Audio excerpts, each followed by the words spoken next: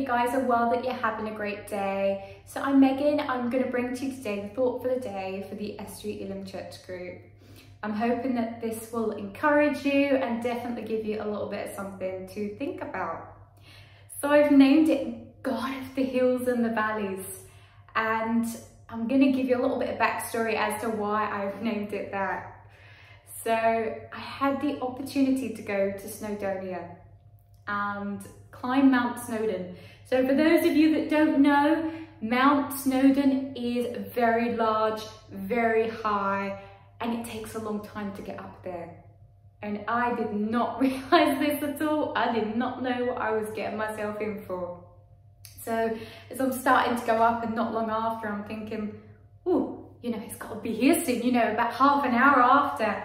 Oh, no, no, no. It took me about 8 hours to get up and down the mountain. Oh yeah. But although realizing that I'm very unfit, I was also challenged, and I was looking at how beautiful it was and how high up and how big the mountains were. And it made me think how big God is. Think, are we limiting God? Am I limiting God and in what he can do in my life, in the lives of other people? He created the massive mountains. I mean, that was a small part in the whole of the world. And if he can create all of those things, then in my life, I mean, nothing really is impossible, right? And what he can help us to achieve. And a Bible verse, which I think is so beautiful, is Psalm 90 verse 2, and it says, "Before the mountains were brought forth, or ever you had formed the earth and the world, from everlasting to everlasting you are God." And God was God before he created all of these things. And he is a big God. And another verse I love is this: "I lift my eyes up to the hills. Where does my help come from? My help comes from the Lord who made the heavens and the earth." Wow.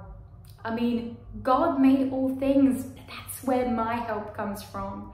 And that's where our help needs to come from. We can't do things in our own strength. It has to be in the strength of God.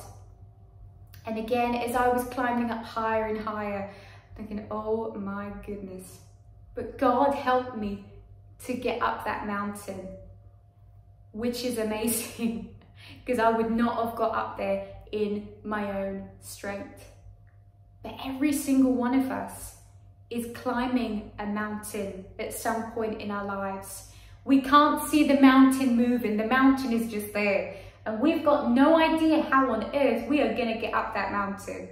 But God is going to help us up that mountain. Jesus is going to help us out of that up that mountain, because he is the God of the impossible. He moves the mountains. You know, we are going to come up against mountains and valleys. And again, Psalm 23 says it like this: "Though I walk through the valley of the shadow of death, I will fear no evil, for thou art with me, and thy rod and thy staff, they comfort me." Wow. So even when you're in the valley, especially the valley of the shadow of death, you know, there's nothing to fear because God is with us and God is for us. Therefore, who can be against us? So I just wanted to encourage you guys this morning that when a mountain comes your way, or a situation, or you're in the valley times, God is in the hills and the valleys, and actually we will be victorious.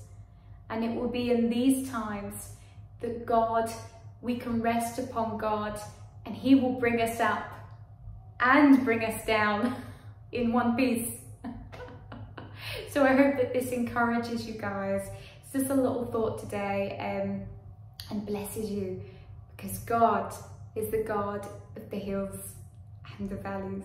Thank you so much. Have a great day. God bless.